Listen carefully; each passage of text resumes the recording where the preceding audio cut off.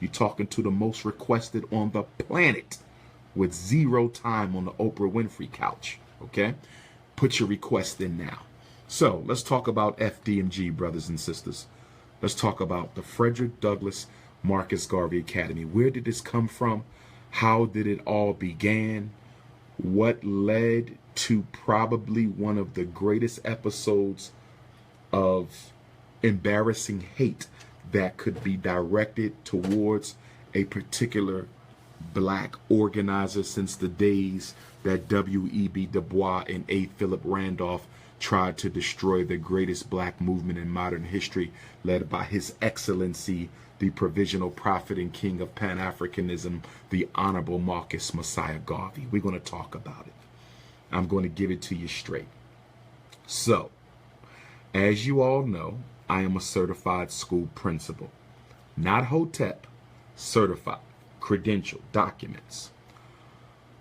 When I resigned from the School District of Philadelphia to become a school administrator, in my capacity as a school administrator, this is back around 2005, so we're talking about 11 years ago now, it had occurred to me in working with our children, primarily K to 8, it occurred to me that I could be much more effective and that I could be of much greater use to our community as an administrator than I could ever be as a child psychotherapist. As you know, a full-time therapist working 40 hours a week can only see 40 clients a week. Okay, a clinical hour is about 45 minutes because you use the final 15 minutes to write up your clinical note. So even if I work a little overtime, let's say I put in 60 hours a week as a child psychotherapist, helping them work through their low self-esteem, their depression, fatherlessness, motherlessness, sex abuse, social anxiety, you name it. Even if I work 60 or 70 or 80 hours a week, let's just say I burn myself out completely and I work 80 hours a week. Well, guess what? That's only 80 students I'm seeing a week. Whereas, as an administrator of a school, you can impact the life of 300, 500, 700, 1,000 students every day, or even if you don't get to interact with every child every day, you're looking at impacting thousands every month. Every month. So let's compare this now. A child psychotherapist, which I've been for 20 years almost, impacting 80 children a week, maybe 360 a month, compared to being a school administrator where I can impact the lives of 700, 800, 900, 1,000 every week. Add to that the fact that in order for me to impact the life of a child as a psychotherapist, I have to wait until someone refers that child to me for therapy or counseling. I have to wait until someone refers that child to me for therapy or counseling. So there's children who may need to feel the energy of Dr.P.O.P.A, who may not get an opportunity to feel the energy of Dr.P.O.P.A because their teacher or their parent don't think it's important enough to have them sit down with me for a clinical hour for some school psychological counseling. Whereas school is mandatory. Public school is mandatory in the United States of America. So you don't have to wait for a referral to work with our young people if you are a principal, but you do have to wait for a referral to work with our young people if you are a school psychologist. So it should be a no-brainer for you all to conceptualize, to understand, understand, and overstand why DrUmarJohnson made the obvious leap from being a therapist to being a school principal. A principal can prevent problems. A therapist comes in after to reverse problems. A principal is proactive, whereas the therapist is reactionary. So in 2005, I decided I had contemplated it before 2005, but in 2005, I had contemplated that it was time for me to begin the process of building America's first true revolutionary Pan-African nationalist institution based on the principles of the Honorable Marcus Messiah Garvey in international economics. I enrolled in Lehigh University, Bethlehem, Pennsylvania, earned my master's degree in educational leadership, earned my principal certificate. Since then, I had the opportunity to be administrator in certain places, which I resigned from because I wasn't allowed to impact the charter school system the way I wanted to. See, a lot of times people who start charter schools bring in strong black men to manage the student population, but they don't want us to use our intelligence to manage the delivery of instructional content.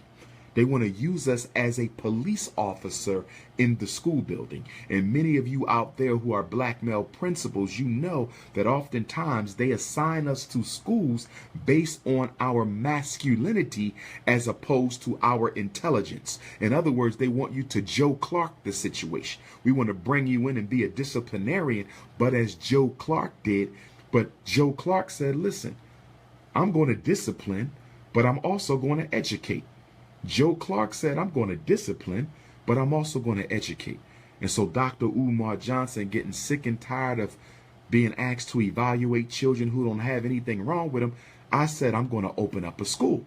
So I continue to do what I'm doing, raising the consciousness of our people, helping our parents save their children from suspensions, expulsions, a life of special ed, misdiagnosis, ADHD, alternative schools. I've been blessed to have helped thousands of children without a school.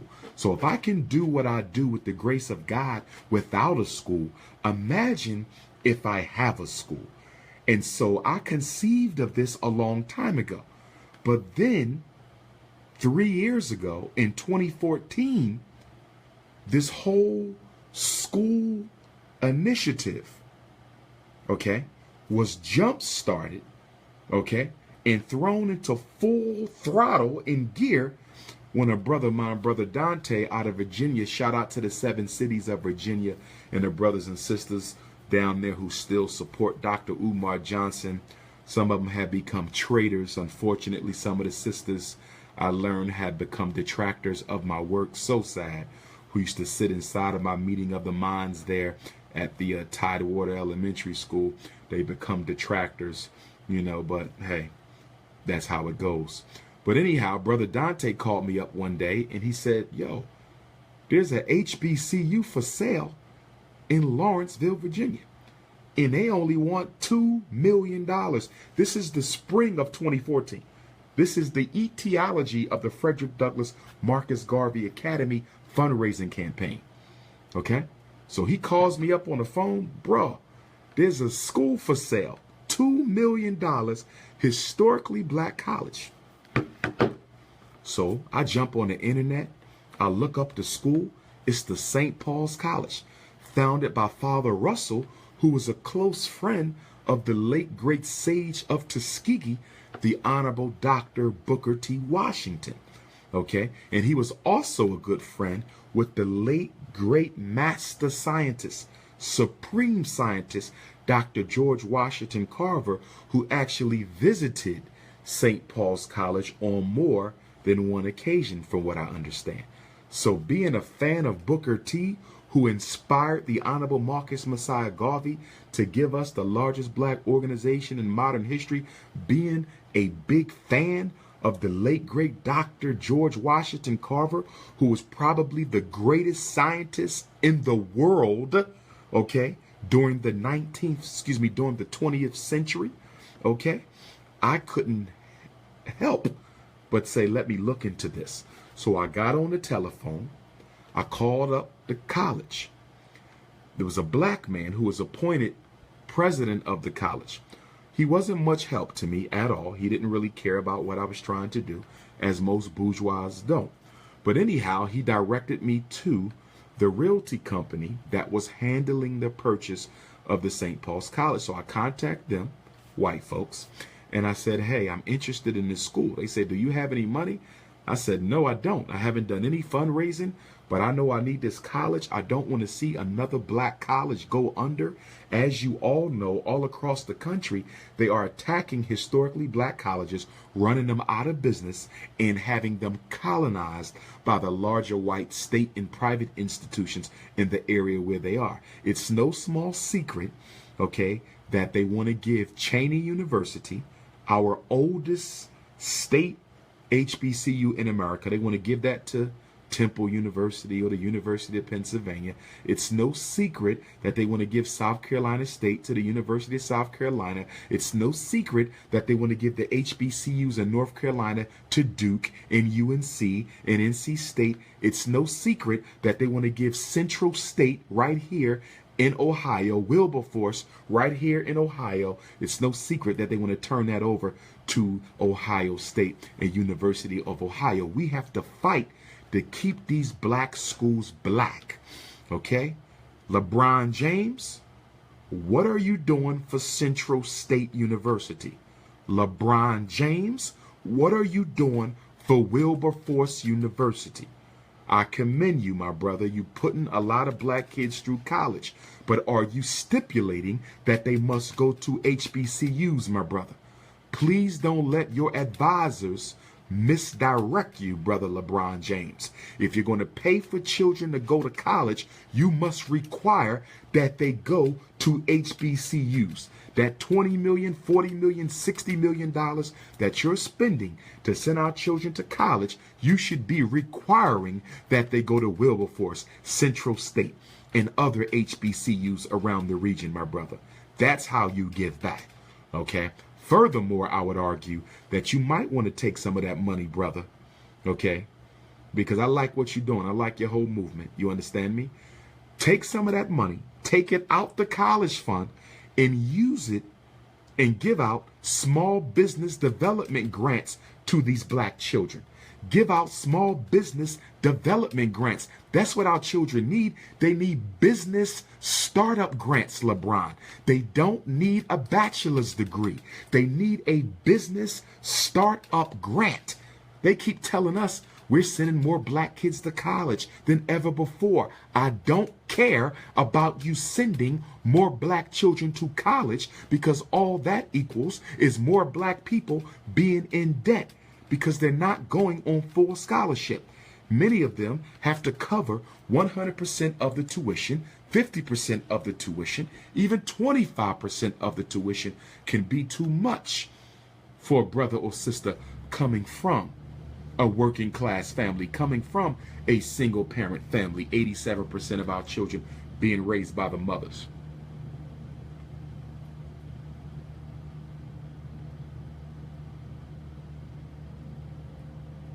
So LeBron James and Oprah Winfrey, stop paying for college and start paying for businesses. Stop paying for college and start paying for businesses. Don't send them to college, okay? Open up a Starbucks and give it to them. Don't send them to college. Open up a Walmart and give it to them. Don't send them to college. Open up a dry cleaners and give it to them. Don't send them to college. Open up a supermarket and give it to them. Don't send them to college. Open up a used car lot and give it to them. Don't send them to college. Open up a cleaning business with all the equipment and all the transportation equipment and give it to them. That's what we need y'all to do. Give out businesses and business grants. Stop this college stuff. Okay? Now, don't get me wrong. Some of our children need to go to the university. If they score high enough, look at their scores, look at their grades. If they are academically inclined, pay for them to go to college to be a lawyer. Pay for them to go to college to be a doctor. Pay for them to go to college to be an engineer. Pay for them to go to college to be an educator, a psychologist, an astronaut. Pay for them to go to college to be a judge. Okay? But for those children who are not necessarily interested in college, and let's be honest, at least half of our children are not interested in 4 more years of white supremacy instructional pedagogy. Let's be honest. Many of our children are not interested in 4 more years of sitting in front of white folk who do not care about them. Facts. Facts. Okay? So that's what I need you to do, my brother. All right? So, I tell them I don't have no money. When I call them, Mr. Dudley, the representative at Motley's, told me that we have an auction next Wednesday, I think it was. The auction was 7 days after my initial phone call. I don't have no money to buy that school. So he said, give us an offer, and if we don't get a purchaser, we may be able to work something out for you, DrUmarJohnson. So I say, no problem. But he also says that in order to place your bid, you have to have a certain amount of money to go down, and that I needed an attorney to write up my offer. So I was scheduled to speak in St. Louis, Missouri. And for the first time in my life, because I never liked asking our people for anything, we've had too many hustlers and con artists that have come before us. Many of you have tried to put money in my hands for the Frederick Douglass Marcus Garvey Academy for the past 10 years, and I refused it. Okay? Okay, some of you have testified to this. We've tried to give him money. He refused it because he said until he had an identifiable school and until he had a bank account for the school, DrUmarJohnson refused to take any funds for the Frederick Douglass Marcus Garvey Academy. So in St. Louis, for the first time in my history, I took up a public collection. And may God bless St. Louis, we raised about $600 that night off the collection. I used that $600 to pay a black attorney Codrington out of New York, a business attorney, to write up my proposal to pay for the St. Paul's College. I believe we put in a bid of about $1 million, if memory serves me correctly. St. Paul's College called me about a week later, the realty company, Motley's, and they said the school hasn't been sold. How serious are you about buying St. Paul's College? I said, I am very serious about purchasing a St. Paul's College. I want to open a school for black boys. I'm a former school principal. I'm a former school assistant principal. I'm a school psychologist, nearly 20 years. This is a dream of mine. I need that school. Can y'all give me a payment plan? If y'all can give me a payment plan, I am certain that the black community will get behind me so we can pay off this college. They said, we can't do no payment plans. It's an auction. Why don't you come on down? Let's talk about it. So I drove the 5 hours down to Southern Virginia, okay, which is only 90 miles from the North Carolina border. We sat down, we went to lunch, okay, and I am thankful because the president of the school and the auction company gave me permission to do a video. And that's the video that's still on YouTube now. Okay, that powerful video about what we wanted to do with the St. Paul's College. Shout out to my brother Malik, who came up on a second's notice, drove up from Greensboro to do that video for me at the last minute. That brother came up at the last. We did that video for St. Paul's College at the spur of the moment. If y'all remember, right after that, I started asking you guys to send in your donations, right? I opened up a school account, Frederick Douglass Marcus Garvey Academy. Any of you who have ever donated, okay, have received your canceled check, and on the back it says Frederick Douglass Marcus Garvey Academy. The money does not go into my account. It goes into a Frederick Douglass Marcus Garvey Academy account, which we established in the spring of 2014 for the specific purpose of raising funds for the FDMG RBG International Leadership Academy for Unapologetically African Alpha Males in Pan-African Excellence. So then, we would start raising the money. If y'all remember, I started with a PayPal. Okay, we got about 103,000 sitting in the PayPal right now. Okay, it's there. Okay, but then PayPal cut off that fundraiser because certain agents in the black community, coons, y'all know who they are, contacted PayPal and said I was participating in a scam to have people give me money for a school that does not exist. So PayPal cut the fundraiser at that time. But they did tell me that once I provided them with the incorporation paperwork, I would be able to access the funds. No problem here. Okay. So then folks begin to send in the checks along with the PayPal, right? So when the PayPal cut, we continue to do the checks. We still have the money in PayPal. It's there. No issues. Okay. So then you guys were sending in the checks. Some of you asked me to do a online crowdfunding campaign. And some of you who have been with me from the beginning, you remember that I said what? I said, I don't want to do a crowdfunding campaign. Kickstarter, what's the one that I have? GoFundMe, Indigo. I didn't want to do it. Why didn't I want to do it? Because they take too much money out. They take too much money out. When you look on my GoFundMe right now, let me look at it right now. Let's see where we at right now. I'm going to show y'all something. Those crowdfunding campaign sites are scams. They are ripoffs. Okay, let me go to GoFundMe right now. I'm going to tell you what I'm talking about. GoFundMe.com/DrUMAR.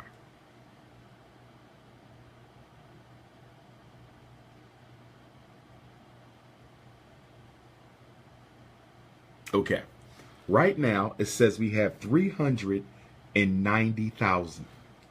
Right now, 390,000 in donations right now, right? But what they're not telling you, and you can research this to make sure, okay, because memory doesn't always serve me correctly, but GoFundMe charges about 4-5% of everything.